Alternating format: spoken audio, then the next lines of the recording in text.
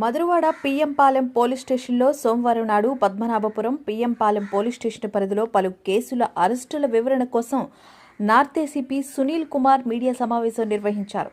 ACP Sunil మాట్లాడుతూ అనకాపల్లి చీకటి మండలంలో నివాసం ఉంటున్న బొడ్డు దివ్య కొమ్మాదిలో ఒక హాస్టల్లో ఉంటూ టీఎఫ్సీ స్వీట్ షాప్లో గత కొద్ది కాలంగా పనిచేస్తుంది.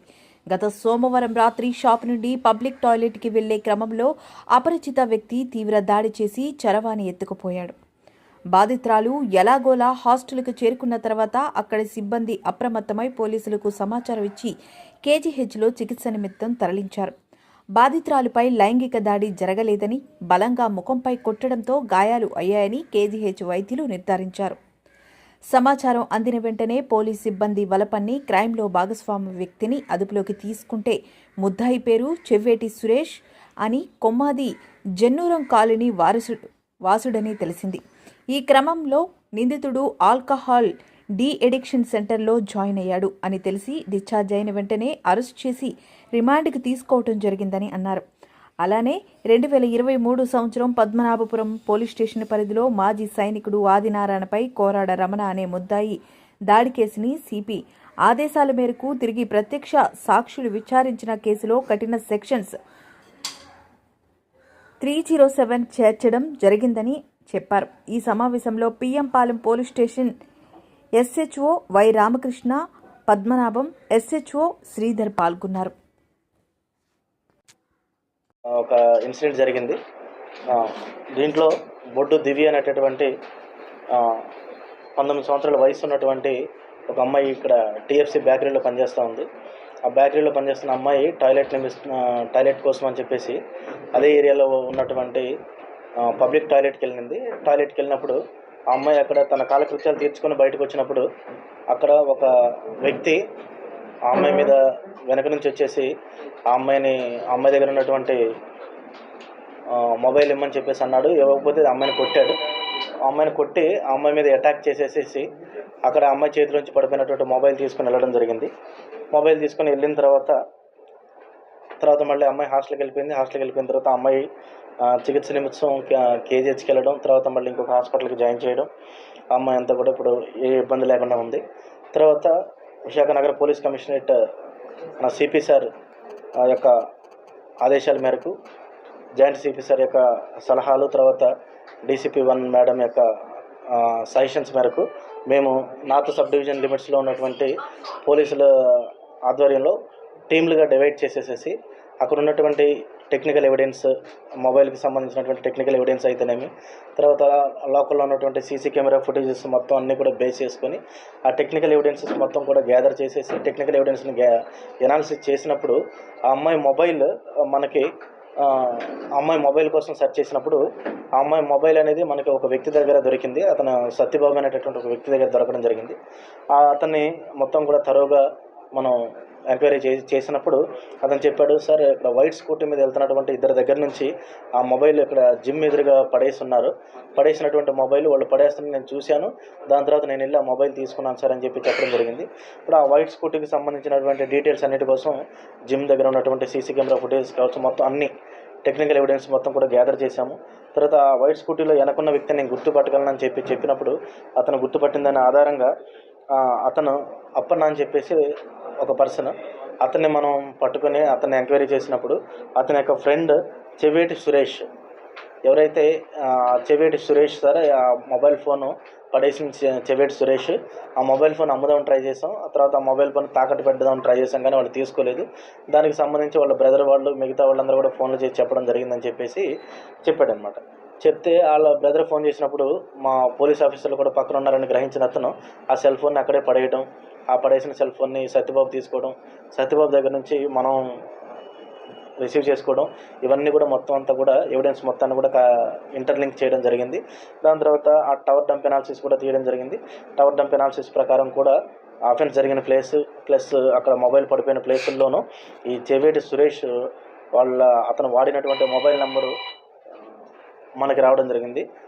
దాని ప్రకారం మొత్తం అంతా కూడా మనం వాళ్ళ ఫ్రెండ్ని కూడా, అప్పన్న ఎవరైతే వాళ్ళ ఫ్రెండ్ ఉన్నాడో ఫ్రెండ్ని కూడా చేసినప్పుడు ఆ ఫ్రెండ్కి కూడా ఈ చెవేటి సురేష్ రాత్రి బాక్సింగ్ చేశానని చెప్పడం, తర్వాత ఇట్లా నాకు మొబైల్ ఫోన్ నేను తీసుకొచ్చానని చెప్పడం, ఇవన్నీ కూడా చెప్పడం జరిగింది. అన్నిటిలోనే మనం టెక్నికల్గాను హ్యూమన్ ఎవిడెన్స్ పరంగాను మొత్తం 2 రకాలుగాను ఎవిడెన్స్ మొత్తం కూడా గ్యాదర్ చేసుకొని ఈరోజు మనం చెవేడి సురేష్ని అరెస్ట్ చేయడం జరిగింది. అరెస్ట్ చేసి అతన్ని ఈరోజు రిమాండ్కి పెట్టడం కూడా జరుగుతూ ఉంది. అతను సస్పెక్ట్ షీట్ హోల్డర్ కూడా. 4 కేసులు ఉన్నాయి, స్నాచింగ్ కేసులు ఉన్నాయి. 3 టౌన్ ఎంఈపీ లిమిట్స్లోనూ మన పిఎం పాలెంలో 2 స్నాచింగ్లు ఉన్నాయి. నేటివ్ ఇక్కడేనండి, భగవాన్ దాస్ కాలనీ మన పిఎం పాలెం లిమిట్స్లోనే ఉంటాడు. మొబైల్ కోసం చేశాడు. బ్యాక్ నుంచి ఆ అమ్మాయి 10:17 ఆ టైంకి బయటకు వచ్చింది న్యాచురల్ కాల్స్కి. లేదంట, ఎందుకంటే అది బేకరీ మేము అడిగాం.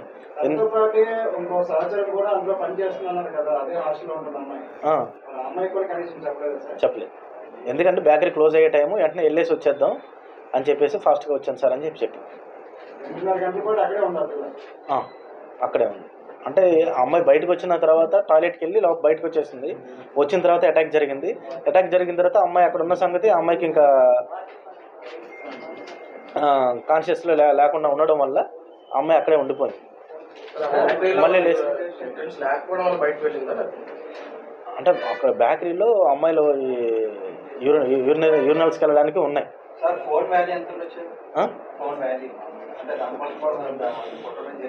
15,000 నుంచి 20,000 మధ్యలో ఉంటుంది.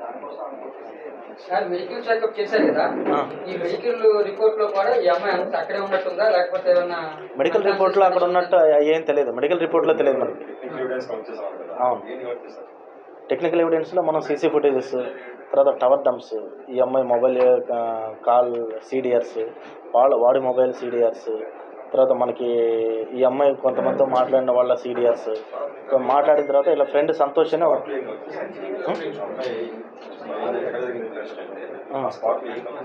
ఆ స్పాట్లో కలెక్ట్ చేసినవన్నీ కూడా ఇప్పుడు మనం ప్రెస్ ముందు చెప్తాం. అది ఇన్వెస్టిగేషన్ టెక్నికల్ ఎవిడెన్స్తోనే కలెక్ట్ చేస్తున్నాం ఇప్పుడు. ఎందుకంటే అమ్మాయి మీద అటాక్ జరిగింది వాస్తవం.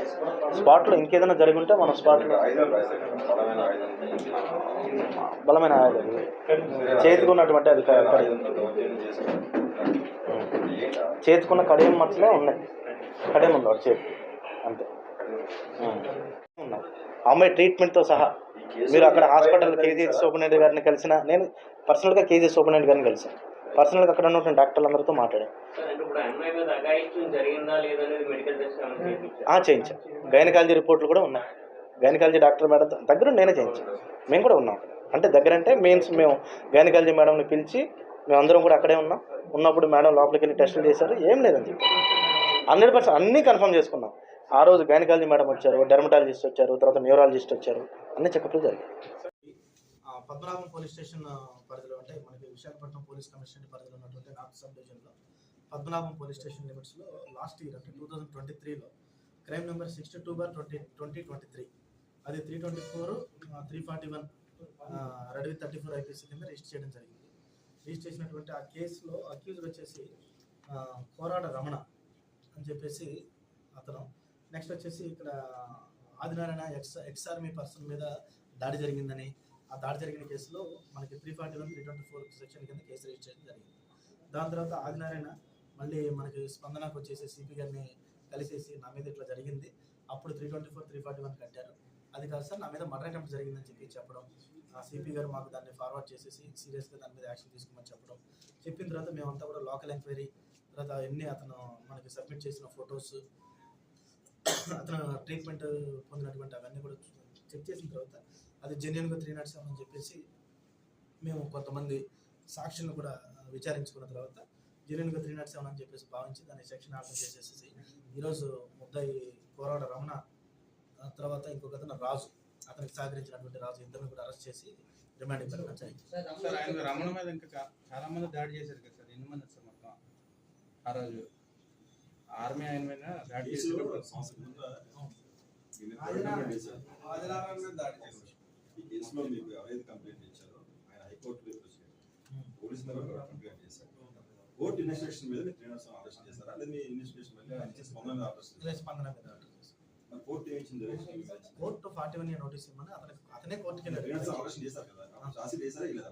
ఎప్పటికి ఈ ఆలోచన చేయకుండా ఆర్డర్ చార్జ్ ఛార్జ్ వేస్తారు కదా, షీట్ వేశారు కానీ ఛార్జ్ షీట్ వేసినా సరే మనం ఆర్డర్ చేసుకోవాలి, ఫర్దర్ ఇన్వెస్టిగేషన్ చేసుకోవచ్చు. ఫర్దర్ ఎంతమంది ఇన్వెస్టిగేషన్ ముద్దాయిలు అరేంజ్ చేశారు? ఇప్పుడు మనకి ముద్దాయిలు వచ్చేసి ఆ కేసులో పాత కేసులో 7 మెంబర్స్ ఉన్నారు. ఈ రోజు మనం మరి ఆయన ఫస్ట్ లో కూడా అదే ఆరోపణ చేశారు కదా, నాకు అత్యాత్మ జరిగింది అప్పుడు మనం లేవు వాస్తవంగా అప్పుడు ఉన్నట్టు సార్ పోలీస్ స్టేషన్ అక్కడ ఉంటుంది, అదే అంటున్నాను. లైన్ నెంబర్ అదే ఉంటుంది. మా దగ్గరికి వచ్చిన తర్వాత సీరియస్ గా దీని మీద మనసు పెట్టాం. మనసు పెట్టడం వల్ల అరెస్ట్ అయ్యాడు. మనసు పెట్టి మొత్తం మేము లోకల్ ఎంక్వైరీ ప్లస్ అక్కడ ఇన్సిడెంట్ ఎంక్వైరీ తర్వాత అక్కడ ఉన్నటువంటి మన కంప్లైంట్ ఇచ్చినటువంటి కంప్లైంట్ అందరిని కూడా ఎంక్వైరీ చేసుకున్న తర్వాత దీన్ని కృష్ణ కన్ఫర్మ్ గారు చెప్పే టైంలో ఆయన ఒక స్మాల్ కంప్లైంట్ ఇచ్చారు. దానికి ఒక డీసీపీ ఎంక్వైరీ ఆఫీసర్ వేశారు. శ్రీనివాస్ ఉన్నప్పుడు నేను ఎంక్వైరీ చేశాను. అప్పుడు నేను లేను. అయితే ఓకే మీకు తెలియదని చెప్పాలి కదా. ఆయన అప్పుడు తిన్నప్పుడు కూడా పద్మనాభం సీఏ సన్యాసం ఆయన టైంలోనే ఇష్యూ జరిగింది.